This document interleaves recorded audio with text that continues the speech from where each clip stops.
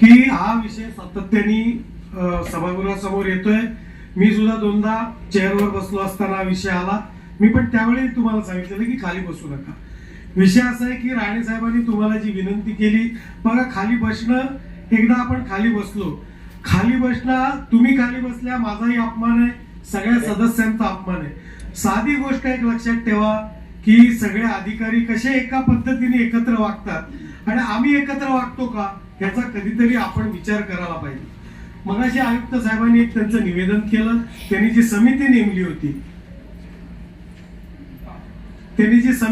होती, या समितीमध्ये नगरसेवकांचा किंवा कोणाचा अंतर्भाव नाही.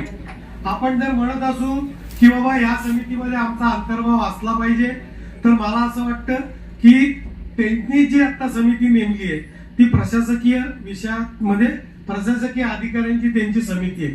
आपण त्या समितीमध्ये जाऊन आपल्या कोर्टमध्ये बॉल कशासाठी घेता? त्यापेक्षा माझं म्हणणं असं आहे की त्यांना 1 महिन्याची 1.5 महिन्याची मुदत द्या.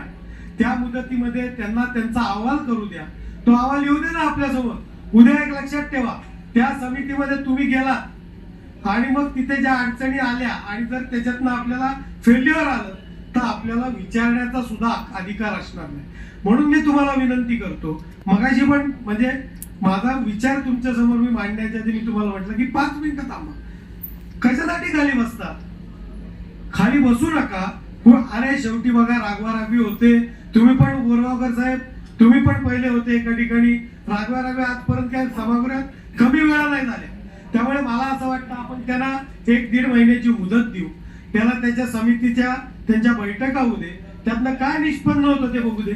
मग त्याच्यातनं आपल्याला नाही पटलं, मग आपण आपल्या सदस्यांचा अंतर्भाव करू ना. बघा, एवढ्या वर्षाचा हा प्रश्न आहे, छोटा प्रश्न नाही. तो जर आपल्याला तडीच न्यायचा असेल तर आपण सगळ्या सदस्यांनी एकत्र राहून हा विषय केला पाहिजे. माझी तुम्हाला विनंती आहे की प्रशासकीय अधिकाऱ्यांच्या बैठकांमध्ये जो निर्णय होईल तो होऊ द्या. आता तुम्ही जे बसलात, तुम्ही तुमचं म्हणणं मान्य केलं किंवा तुमचा जो अधिकार होता तो तुम्ही दाखवला, पण आता महापौरांच्या विनंतीला मान देऊन तुम्ही तुमच्या जागेवर बसावं. प्रशासकीय कमिटीला आपण 1-2 महिन्याची मुदत देऊ आणि त्यांचा जो रिपोर्ट येईल तो सभागृहात यायच्या आधी गटने त्यांच्या समोर मांडतील. मग आपण सभागृह म्हणून निर्णय करू ना की त्यामध्ये बाबा गणेश कोण तुम्ही जा कमिटीमध्ये, उपेक्षा वगैरे न जाऊ द्या. महापौर उपमहापौर असले पाहिजे असा विषयच नाही.